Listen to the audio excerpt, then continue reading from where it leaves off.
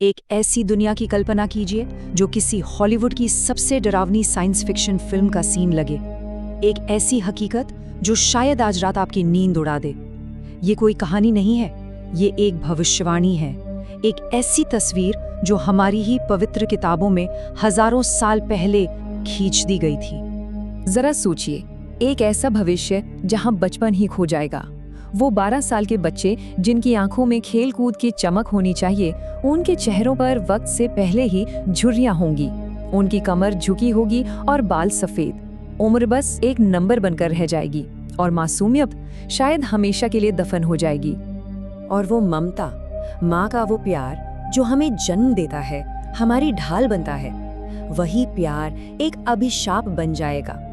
जहां माँ की गोद जो दुनिया की सबसे महफूज जगह मानी जाती है, वही बच्चे के लिए एक पिंजरा बन जाएगी। जीवन देने वाले हाथ ही जीवन को लहूलुहान करने लगेंगे और आसमान से उम्मीद की किरणें नहीं बल्कि तबाही बरसेगी। जैसा कि मैंने कहा, ये किसी फिल्म का स्क्रीन प्ले नहीं है।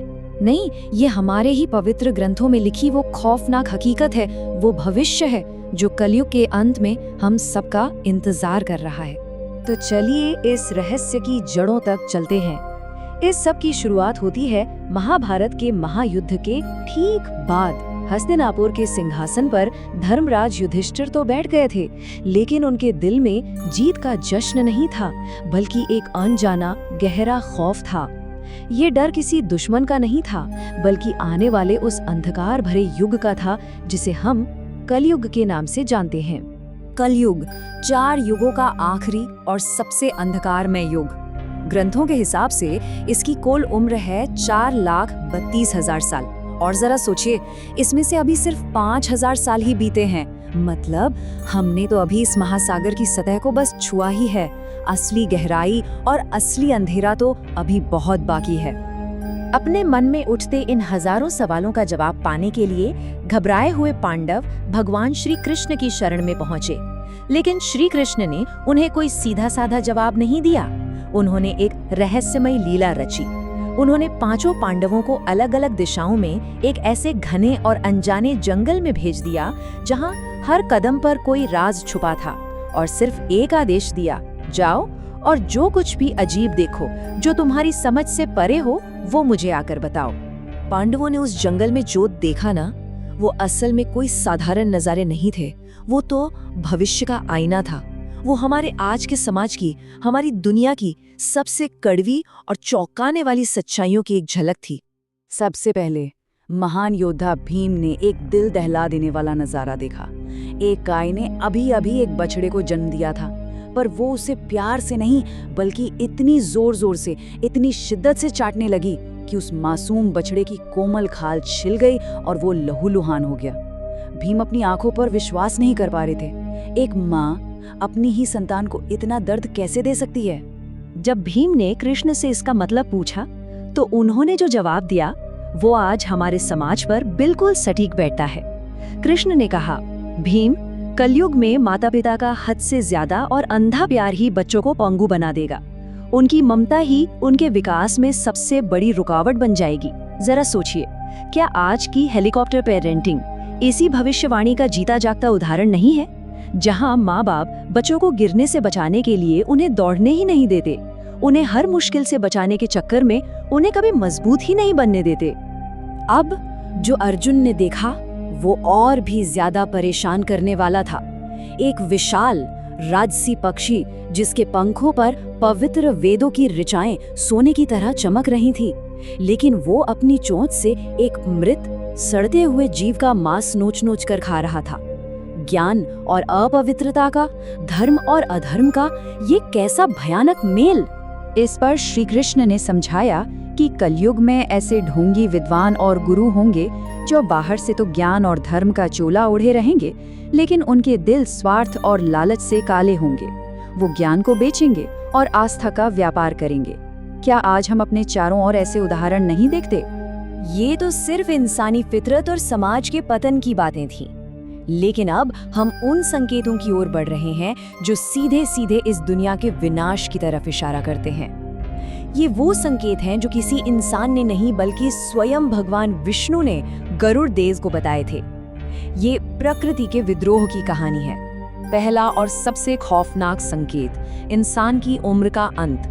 ग्रंथों के अनुसार कलयुग के अंत तक आते आते इंसान की अधिकतम उम्र सिर्फ 20 साल रह जाएगी। जी हाँ, सिर्फ 20 साल। लोग 12 साल की उम्र में ही बूढ़े लगने लगेंगे, उनके बाल सफेद हो जाएंगे और शरीर जवाब दे जाएगा। समाज में हर तरह की पवित्रता खत्म हो जाएगी। लोग जीने के लिए पूरी तरह से मांसाहार पर निर्भर हो जाएंगे।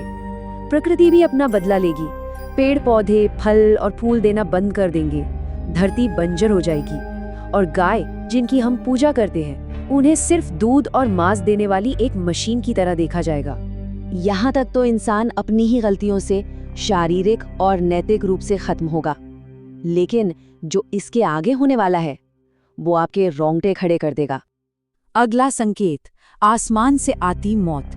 भविष्यवाणी कहती है कि कलयुग के अंत में आसमान से बारिश होना हमेशा के लिए बंद हो जाएगी। नदियां सूख जाएंगी, समंदर भाप बन जाएगा, जमीन पूरी तरह बंजर हो जाएगी, उसमें गहरी दरारें पड़ जाएंगी। उस दुनिया की कल्पना कीजिए जहां इंसान अन्न के एक दाने और पानी के एक बूंद के लिए अपने ही भाई का गला काट रहा होगा। तो क्या यही है इंसान का दर्दनाक अंत? क्या इंसानियत इसी भूख और प्यास से तड़प तड़प कर खत्म हो जाएगी, है ना? लेकिन जवाब है नहीं। इस कहानी का सबसे खौफनाक, सबसे भयानक मंजर तो अभी आना बाकी है। जब धरती पर पाप और अधर्म अपनी चरम सीमा को भी पार कर जाएंगे, तब ब्रह्मांड अपना अंतिम फैसला सुनाएगा। तब आसमान में एक नहीं, दो नहीं, बल्कि 7 सूर्य एक साथ उदय होंगे। उन 7 सूर्यों की आग इतनी भयानक होगी, इतनी भयानक कि धरती पर बचा खुचा सारा पानी एक पल में भाप बन जाएगा। पहाड़ पिघल जाएंगे और हमारी ये पूरी पृथ्वी पल भर में जलकर सुलगती हुई राख का एक गोला बन जाएगी। और उस जलती हुई राख के बाद आएगी खामोशी। फिर भगवान विष्णु अपना रुद्र रूप धारण करेंगे।